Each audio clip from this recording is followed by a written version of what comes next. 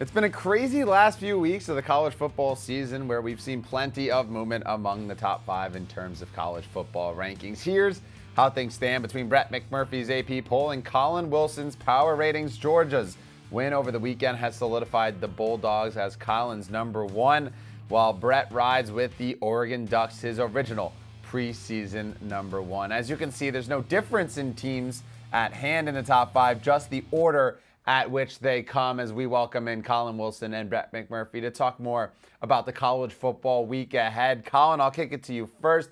We've seen so many, movement in the top 5, so much movement. Alabama rose up after beating Georgia. Then Texas becomes this new #1. They lose. Now we have a new #1 with Oregon yet again. Do you think that this parity, right? We always expected, is someone going to unseat Saban or Kirby Smart's Georgia? It feels like now there's parity in college football. And do you think a lot of that has to do with the NIL and the ability to transfer just year over year? Yeah, I mean, there is major parity in college football around, especially from a power ratings perspective. Like the AP poll and power ratings in Vegas are all starting to come together and have it identify the same teams. Because my top 4, Georgia, Oregon, Texas, Ohio State, they're separated by 2 points if they were all to play on a neutral field. So you can see how tight it is here. As far as parity, people want to say, look at all these teams that have gotten so much better. People think it's the transfer portal. It's not. The transfer portal is a conduit. It is nothing more than a metal stick sticking straight up into the atmosphere. It's the NIL that has been the lightning bolt that has infused all of these other programs to rise up and give a challenge off these blue bloods. So I would really say it's NIL. It's not the transfer portal. Brett, I'm curious your thoughts on the transfer portal as a whole, too, leading to this. I mean, it feels like the college football playoffs this year is going to be highly entertaining because I don't really know if there's a clear doubt #1.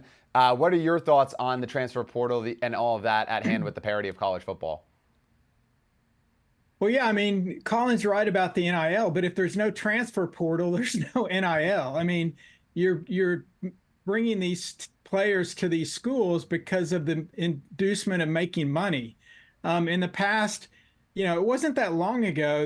It's almost like seems like caveman days now, where coaches could actually designate where a player leaving his program could go. If, for instance, you were an SEC school, you could basically tell the player you cannot go to another SEC school. That was within the rules. Obviously, we are a million miles away from that now. So the ability of these guys to go to whatever schools they want, whenever they want, and make whatever they want, I think a combination of all that is, crystallized to the point that, like, I agree with Collin, there is not a great team this year. There are a lot of really good teams. And as much as we think, wow, this team's really the best team, everyone's jumping all over how good Georgia is. Their offense didn't do much against Texas, but they won the game. And this same Georgia team almost lost to Kentucky and also gave up 31 to Mississippi State. So I think it's whoever stays hot, if you will, and avoids injury is ultimately who will win this thing when we finally get to December and January. Right. You mentioned just the amount of good teams that there are in college football. It's not just, like I said earlier, Saban's Alabama, Kirby Smart running away with Georgia. Can anyone beat either of them year over year? It feels like, this is the opportunity to do so. So I'll kick it right back to you, Brett. Take me through your current college football playoff bracket that you have, your winner, and all of that. Yeah, I have Oregon, winning it all. I think, Oregon, Georgia, Miami, and Iowa State will be the 4 conference champions. I think Miami and Iowa State will get eliminated in the quarterfinal round. And then I think, look, it's great. We've got a 12-team playoff. More people are invited to the party. That's the good news. The bad news is it's the usual suspects when we get down to the semifinals. And I think it's going to be all Big Ten, all SEC when we get to the semifinals. And then, right now, like Oregon and Georgia, ask me in 2 weeks, I may change, but I picked Oregon in the preseason. I'm going to stick with them until they prove me wrong. So I'm all aboard the Ducks. Collin, I'll go to you next. I mean, there's 2 kind of key differences between yours and Brett's. That is the national champion itself, and then also your ACC school. You actually have one making it to the semifinals. So tell me more about your bracket.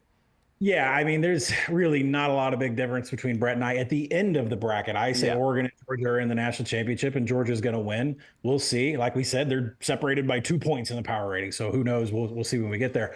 But Clemson is going to win the ACC over Miami or SMU in the ACC championship. They'll get that spot, and I think because of how the bracket falls and the way it fell in my bracket, they're going to be able to advance into the semifinals. But it's really no shock that Clemson, a team that's won a couple national championships, is in the semifinals. Not a big shock. If you had the chance to listen to the new BCS podcast this past week, I've gone back and listened to it 3 times to make sure I wasn't off my mark. Look at my seeds 9 through 11.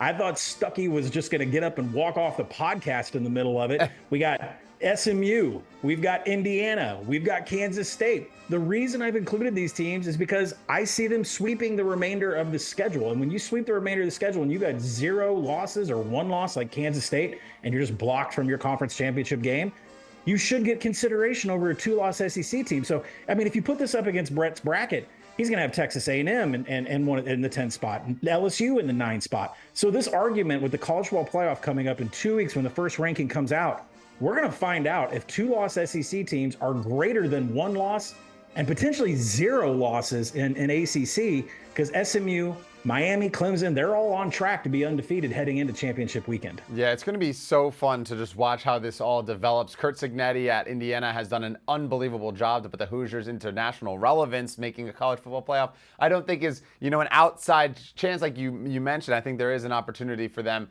to make some noise. And of course, we'll see in a couple weeks, and we'll be continuing to talk throughout the college football season as games finish on. You mentioned the SEC. There's still a lot of top-ranked matchups, a lot of opportunities for teams to kind of slide from, a 1-loss SEC team to 2 or 3. Alabama obviously being one of those over the weekend, falling down to 2. But guys, we can't let you go without a couple of best bets. Brett, you're up first. We got Texas, Vandy, Texas, 3 touchdown favorites against the Commodores. Tell me what you see in this one. I like Vanderbilt, getting 3 touchdowns. That's when I put it in the app. I know the numbers come down off of 21. I still like Vanderbilt. I mean, Texas is in an impossible situation right now. They're coming off not only the Red River rivalry shootout, whatever you want to call it, against Oklahoma, but also coming off that emotional loss to Georgia. That was a Super Bowl. Now they travel to play Vanderbilt in Nashville. Diego Pavia and the Commodores will eat up the clock. Clark Lee has been very open. They want to shorten possessions. They want to shorten the game when they play these type of teams. They did it against Alabama. I think they'll do it again. I don't think they're going to win outright, but I think they'll keep it within the number. Look, the knee-jerk reaction of people is to play off a team coming off their first loss. Oh, they're going to be really pissed off and motivated, and they're going to take out their frustrations and crush that team in the following week.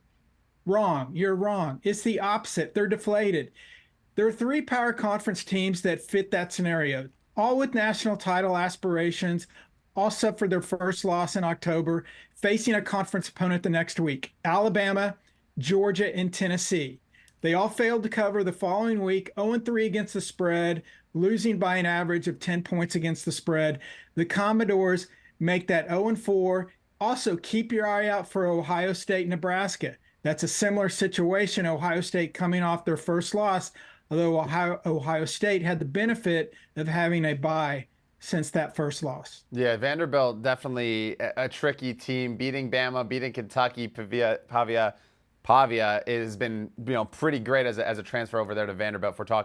We were talking transfer portal and NIL and all of that at hand. Collin, you're up next. You're targeting Ole Miss. They're playing Oklahoma. Oklahoma has just absolutely spiraled out of control this season. You like Ole Miss to continue to beat down on the Sooners?